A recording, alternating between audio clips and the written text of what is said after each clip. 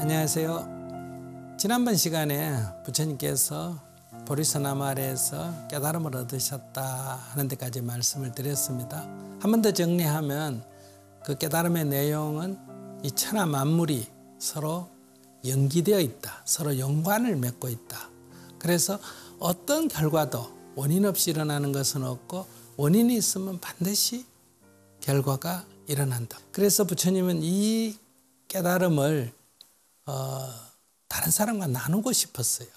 그래서 누가 이것을 이해할 수 있을까 이렇게 생각했을 때 옛날에 자기를 가르쳤던 두 분의 스승이었습니다.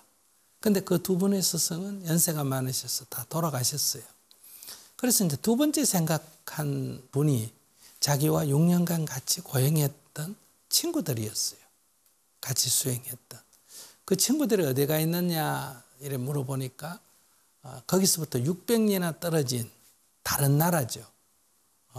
바라나시라고 하는 나라에 사르나트라고 하는 역시 그 시체를 갖다 버린 고행님이 있는데 그곳에서 수행하고 있다는 거예요. 부처님께서 이 극심한 고행을 하다가 고행의 무익함을 알고 버리고 냇가에 모욕하고 그 유미죽을 먹는 걸 보고 고타마는 수행을 포기했다. 이렇게 실망하고 비난하고 그리고 떠나버렸거든요. 그러나 그들이 그래도 이 법을 알아듣기가 제일 쉽지 않겠느냐. 그래서 그분을 찾아 길을 떠나게 된다.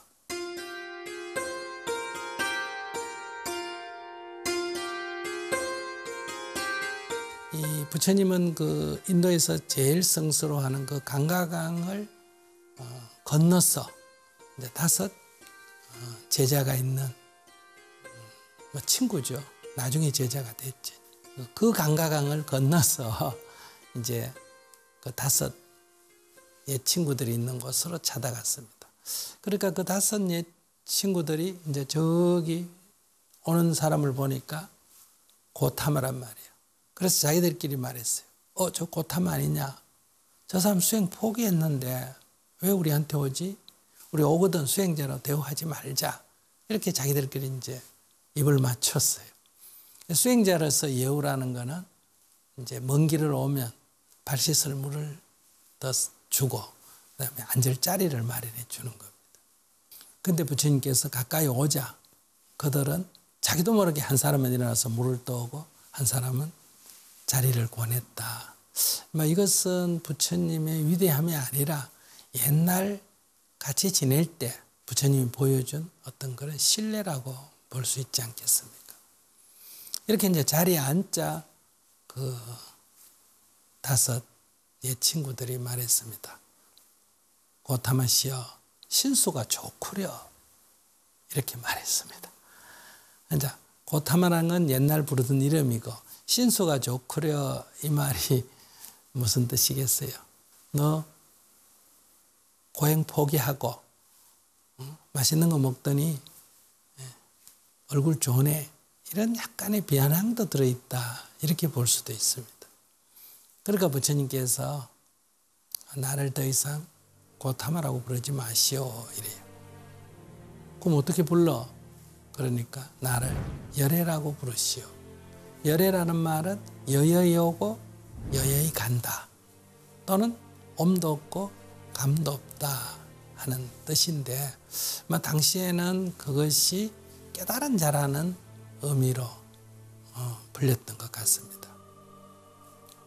그러니까 친구들이 아니 옛날에 그렇게 고행을 해도 깨달음을 못 얻었는데 당신 수행 포기했는데 어떻게 깨달음을 얻을 수가 있느냐 이렇게 믿을 수 없다는 표정을 보이자 부처님께서 여러분 지난 6년간 우리 같이 있을 때 내가 한 번이라도 당신한테 거짓말 한 적이 있어 이러니까 아니 그때 이제 그들은 신뢰를 갖게 됐다. 그래서 그렇다면 당신이 깨달은 바를 한번 얘기해 보시오. 이렇게 해서 이제 법석이 마련이 된 거예요. 초저녁에는 같이 명상을 하고 그 다음에 이제 한밤에는 이제 명상을 풀고 편안한 마음가짐을 갖고 그리고 이제 새벽녘에 법을 설했다 이렇게 되어 있습니다. 그러니까 이 어떤 긴장을 하거나 어떤 반론을 제기하려고 하거나 이렇게 하면 진리를 들기가 어렵다는 거죠. 아무런 선입관 없이 편안한 상태에서 서로 대화를 해야 된다는 거죠. 그런 이제 분위기를 마련한 뒤에 부처님께서 중도의 길을 걸어서 나는 깨달음을 얻었어. 그러니까 여러분들도 그 극단을 버려야 합니다. 그러면서 이제 어떤 문제를 현안을 파악하고 현안의 원인을 파악하고 그 원인을 소멸시킬 때 그때 이 마음의 평화가 온다 하는 불교 교리적으로는 이것을 네 가지 성스러운 진리라 해서 사성제라고 말합니다.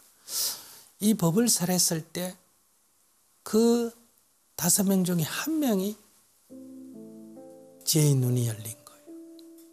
그러니까 자리에서 일어나서 부처님을 향해서 스승의 예로 절을 하는 거예요. 그리고 이제 더 나머지 사람들에게 더 자세히 이제 이 법에 대해서 설명을 했더니 3일이 지나자 또 2명이 깨달음을 얻었다고 합니다. 부처님과 깨닫지 못한 2명은 다시 더 깊은 대화를 해서 일주일 만에 그 2명도 깨달음을 얻었다. 그래서 5 옛 친구들이 다 지혜의 눈이 열렸다고 합니다.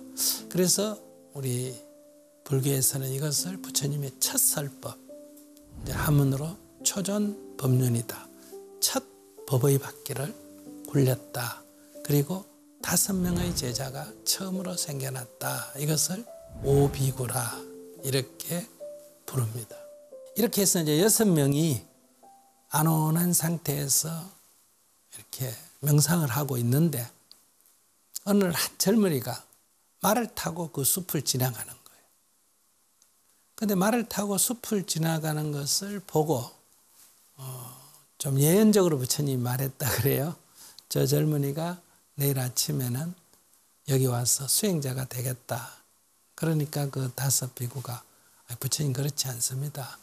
저 젊은이가 이 나라에서 제일 가는 부자 구리가 장자의 외동아들입니다. 그거 어떻게 수행자가 되겠습니까?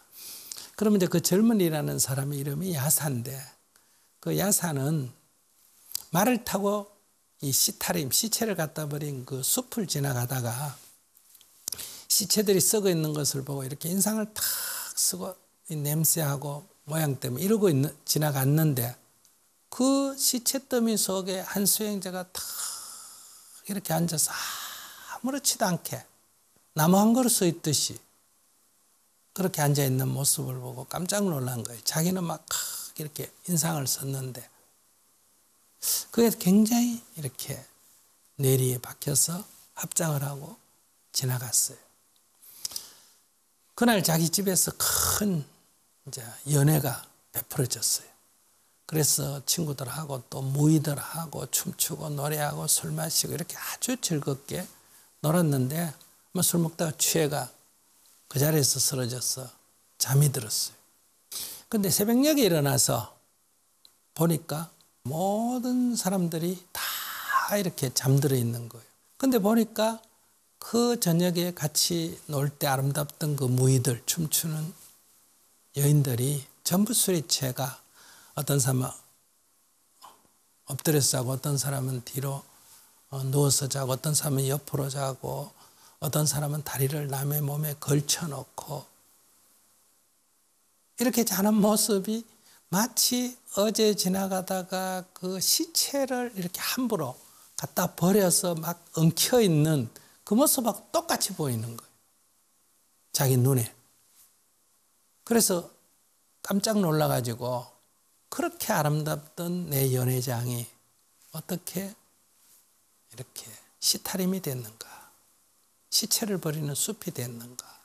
이러면서 괴롭다 하면서 집을 뛰쳐나가서 그때 뇌리 속에 어제 그 시체더미 속에서 편안하게 앉아있는 수행자의 모습을 떠올리고 그곳으로 간 거예요.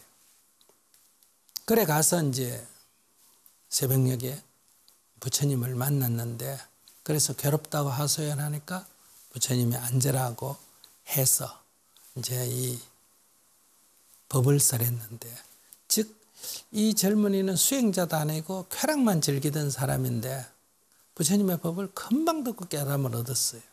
왜 그랬을까? 이 젊은이가 어제 저녁에 연회장이, 즉 즐거움이죠. 오늘 아침에 봤을 때 시체더미와 같다 하는 건 뭐예요? 즐거움이 곧 괴로움이라는 것을 이 사람은 경험적으로 체험한 거예요. 그래서 그는 이 지혜의 눈이 열리고 그 자리에서 출가하겠다고 해서 부처님께서 오라 비구여, 여기 법이 잘 설해져 있도다. 그러니까 그냥 스님이 되는 게 아니고 반드시 깨달음을 얻고,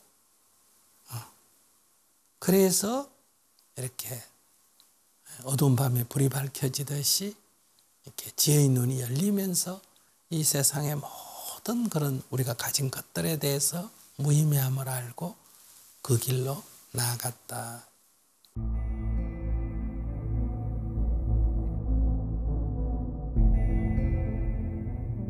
그런데 이제 문제는 이 거부장자가 아침에 보니 아들이 없는 거예요.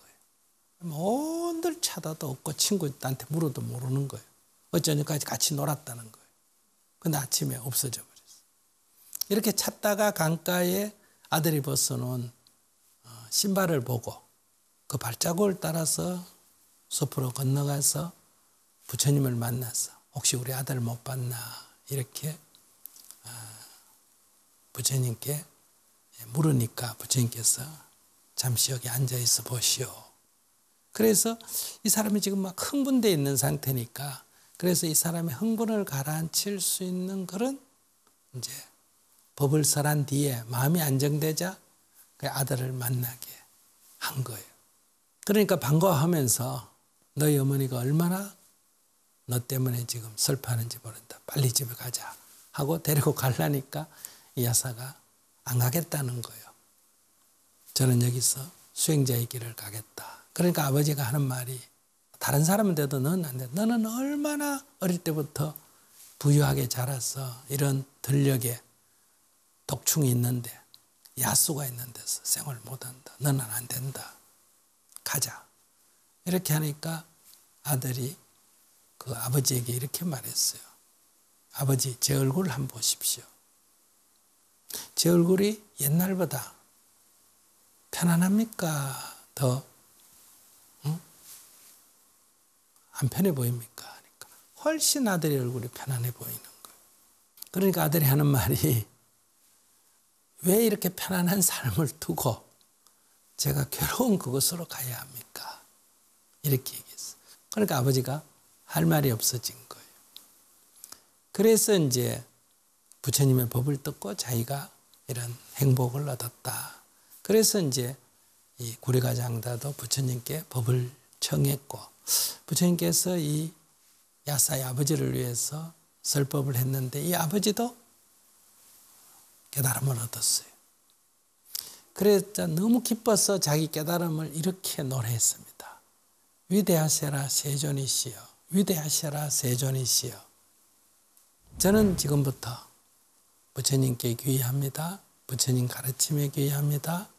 부처님의 가르침을 따르는 수행자들께 귀의합니다. 이분이 최초로 제가 수행자가 됐다. 그러면서 부처님을 자기 집으로 초대를 했습니다. 그래서 부처님이 이튿날 야사비고와 같이 이 구리가장자의 집으로 갔고, 거기서 공양 식사를 대접받고, 그 구리가장자의 부인 야사의 어머니와 야사의 부인을 위해서 법을 설했는데 그 두 사람도 법을 듣고 지혜의 눈이 열렸다. 그래서 그 두 분도 제가 수행자의 길을 가게 된 겁니다.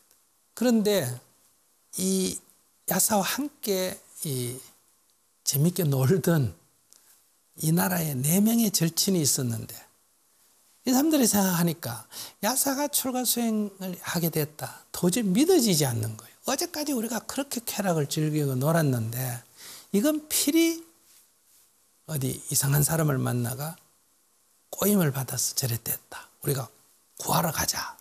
이래가 찾아왔다가 야사의 권유로 부처님을 뵙고 이들 또한 출가 수행자가 된 거예요. 그러니까 이제 이 야사가 부잣집 아들이니까 각국의 친구가 있었는데 국제적으로 50명의 친구들이 또 야사를 찾아왔다가 역시 야사의 권유로 부처님을 칭견하고 법을 듣고 출가를 했다. 그 부처님께서 이 세상에 60명의 아라한 깨달은 자가 있다. 이렇게 선언하시고 그 60명을 두고 이렇게 말했다고 합니다. 나는 신과 인간의 모든 굴레로부터 벗어났다. 너희들도 해탈을 얻었다. 자, 이제 전법의 길을 떠나거라. 세상 사람들의 이익과 안락을 위해서 처음도 중간도 끝도 조리 있게 법을 살아라.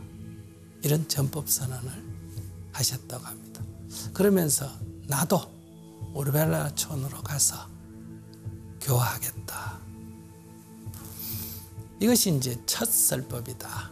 이렇게 해서 법을 설한 참 감동스러운 얘기가 경전에 기록되어 있습니다. 오늘은 여기까지 하겠습니다.